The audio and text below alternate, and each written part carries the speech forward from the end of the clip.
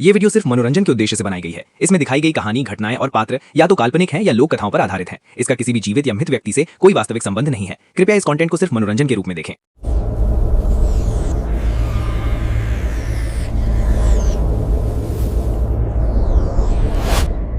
आधी रात की खामोशी में कभी कभी ऐसी आवाजें सुनाई देती हैं जिनका कोई दिखाई देने वाला स्रोत नहीं होता। राघव की जिंदगी पिछले 21 दिनों से ठीक ऐसे ही रहस्यमय अनुभवों से गुजर रही थी। हर रात उसे महसूस होता कि कोई अदृश्य उपस्थिति उसके कान के बिल्कुल पास आकर कुछ फुसफुसा रही है, जबकि कमरे में उसके अलावा कोई नहीं होता। सबसे भयावह बात यह थी कि वो आवाज किसी इंसान जैसी नहीं लगती थी। ये घटना बिहार के सोनपुर के पास बसे एक छोटे से गांव की है। गांव के बाहर घना जंगल था और वहां एक पुराना तांत्रिक स्थान होने की कहानियां पीढ़ियों से सुनाई जाती थीं।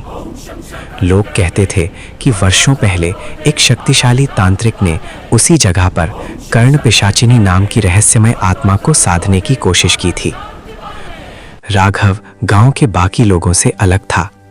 उसे लोगों से ज्यादा लगाव नहीं था और ना ही वो डर जैसी भावना को गंभीरता से लेता था। उसका अधिकांश समय तांत्रिक विद्या, आत्माओं और गुप्त शक्तियों से जुड़ी किताबें पढ़ने में बीतता था। गांव के लोग अक्सर कहते थे कि उसकी जिज्ञासा एक दिन उसे मुसीबत में डाल देगी, लेकिन राघव के मन में केवल एक ही इच्छा थी, असीम शक्ति प्राप्त करने की। एक रात पुराने कागजों और पुस्तकों को खंगालते समय उसे एक बहुत पुरानी डायरी मिली। उसमें चेतावनी दी गई थी कि उसमें लिखा ज्ञान हर किसी के लिए नहीं है।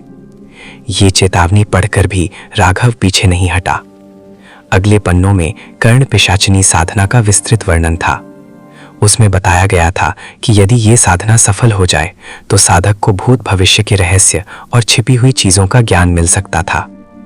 साधना के लिए अमावस्या की रात जंगल के उस पुराने स्थान और ठीक आधी रात का समय तय किया गया था। साथ ही एक अजीब निर्देश भी लिखा था। साधना के दौरान यदि किसी स्त्री की आवाज कान के पास सुनाई दे तो किसी भी हालत में पीछे मुड़कर नहीं देखना चाहिए। ऐसा करने पर वो आत्मा हमेशा के लिए साधक से बंध सकती थी।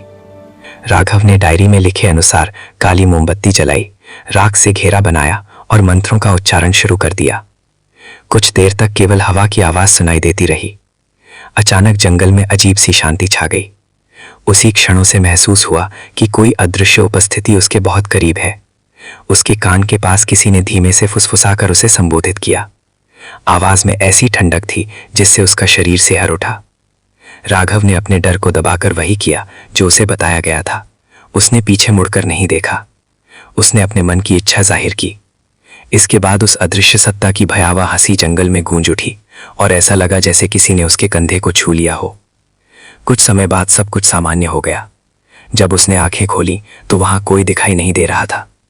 उसे लगा कि शायद साधना असफल रही।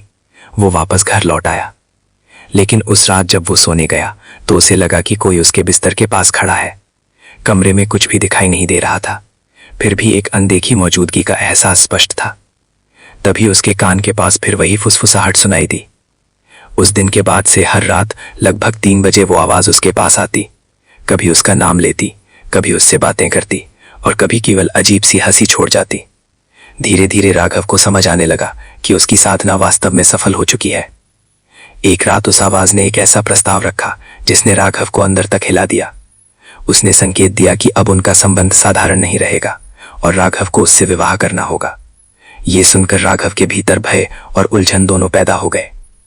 राघव को जानने की तीव्र जिज्ञासा होने लगी कि वो अदृश्य सत्ता वास्तव में कैसी दिखती है। तभी उसे वही चेतावनी याद आई, यदि उसने उसे देख लिया तो वो आत्मा हमेशा के लिए उससे बंध जाएगी। उस क्षण राघव को अपने कंधे के पास ठंडी सांसों का एहसास हुआ, जैसे कोई बहुत करीब खड़ा हो। उसे लगा कि बस एक बार पीछे मुड़कर देखने से सारा रहस्य खुल सकता था। उस रात राघव ने क्या देखा ये किसी को कभी पता नहीं चला, लेकिन अगले दिन से गांव के लोगों ने यह कहना शुरू कर दिया कि राघव अब पहले जैसा नहीं रहा। वो अक्सर अकेले किसी से बात करता दिखाई देता था और धीरे धीरे गांव में यह अफवाह फैल गई कि राघव अब अकेला नहीं रहता, उसके साथ उसकी एक अदृश्य दुल्हन भी रहती है जो इंसान नहीं है।